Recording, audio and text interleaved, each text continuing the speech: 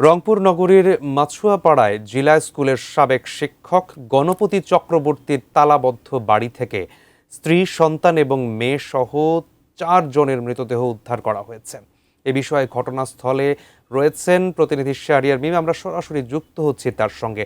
মিম, গণপতি চক্রবর্তীর স্ত্রী, সন্তান এবং মেয়ে সহ ৪ জনের মৃতদেহ উদ্ধারের ঘটনা ঘটেছে এবং ঠিক কখন এই দুর্ঘটনাটি ঘটেছে এবং আইন শৃঙ্খলা রক্ষাকারী বাহিনীর পক্ষ থেকে গণমাধ্যম কর্মী আপনারা যারা রয়েছেন তাদেরকে কোনো ধরনের বার্তা দেওয়া হয়েছে কিনা এবং কি কারণে আসলে এই হত্যাকাণ্ড, বিস্তারিত জানাবেন।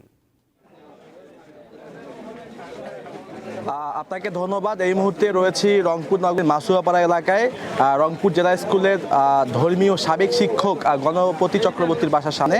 আপনাকে জানাতে চাই যে বৃহস্পতিবার সর্বশেষ এই বাসায় আসলে লোকজনের উপস্থিতি আসলে দেখা গিয়েছিল, এলাকাবাসী বলছে, কিন্তু তারপর থেকেই এই বাসায় ভিতর থেকে তালাবদ্ধ ছিল।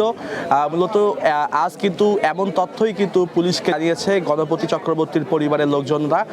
তারা পরবর্তীতে রংপুর মেট্রোপলিটন পুলিশ এখানে ঘটনাস্থলে আসে। ফায়ার সার্ভিসের সহযোগিতায় তারা তালা ভেঙে ভিতরে প্রবেশ করে গণপতি চক্রবর্তীর মৃতদেহ বাড়ির ছাদ থেকে উদ্ধার করা হয় এবং তার যে স্ত্রী প্রীতিলতা চক্রবর্তী এবং তার মেয়ে আগামী চক্রবর্তীর যে মরদেহ সেটি কিন্তু ছাদের সিঁড়ি থেকে উদ্ধার করা হয় এবং তার যে আসলে সন্তান ক্লাস 5-এ পড়ে রংপুর জেলা স্কুলে প্রিয়ম চক্রবর্তীর লাশ ঠিক বাড়ির খাটের তল থেকে অর্থাৎ বিছানার তল থেকে উদ্ধার করা হয়। আমরা বাড়ির ভিতরে প্রবেশ করেছিলাম। ভিতরে প্রবেশ করে আমরা দেখেছি পুরো বাড়িটি তছনছ করা অবস্থায়, ভিতরে স্বর্ণালংকার পড়ে রয়েছে, ভিতরে কিন্তু সব ধরনের আসবাবপত্র ছড়িয়ে ছিটিয়ে রয়েছে। আমরা ভিতরে প্রবেশ করে এসব দেখেছি।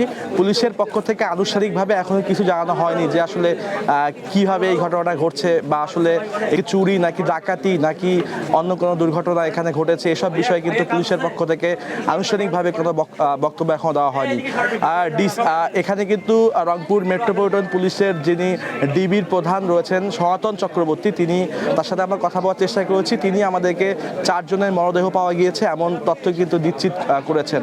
মূলত এখানকার যারা এলাকাবাসী রয়েছে তারা এই ঘটনায় বেশ আতঙ্কিত হয়ে পড়েছেন। তারা কিন্তু অনেকেই কিন্তু তার আত্মীয় স্বজনরা এলাকায় তার বাসার সামনে এসে আহাজারি করছেন। মূলত এই যে তার সন্তানের যে বন্ধুরা তারা এখানে এসে আহাজারি করছেন, তার পরিবারের সদস্যরা এখানে আহাজারি করছেন। ভিতরে কিন্তু সিআইডির টিম এখন রয়েছে এবং ফরেন্সিকের যে কার্যক্রম সেটি কিন্তু চলছে, আলামত সংগ্রহ করার কাজ চলছে প্রশাসনের পক্ষ থেকে। পরবর্তীতে আসলে জানা যাবে যে আসলে কীভাবে এই ঘটনাটি ঘটলো, চুরি নাকি ছিনতাই নাকি এখানে অন্য কোনো ঘটনা রয়েছে, পারিবারিক কোনো বিরোধ রয়েছে, এসব বিষয় কিন্তু আইন শৃঙ্খলা বাহিনী পরবর্তীকে তদন্ত সাপেক্ষে আমাদেরকে কিন্তু জানাতে পারবে। এখন পর্যন্ত আমার কাছে এই ছিল সর্বশেষ।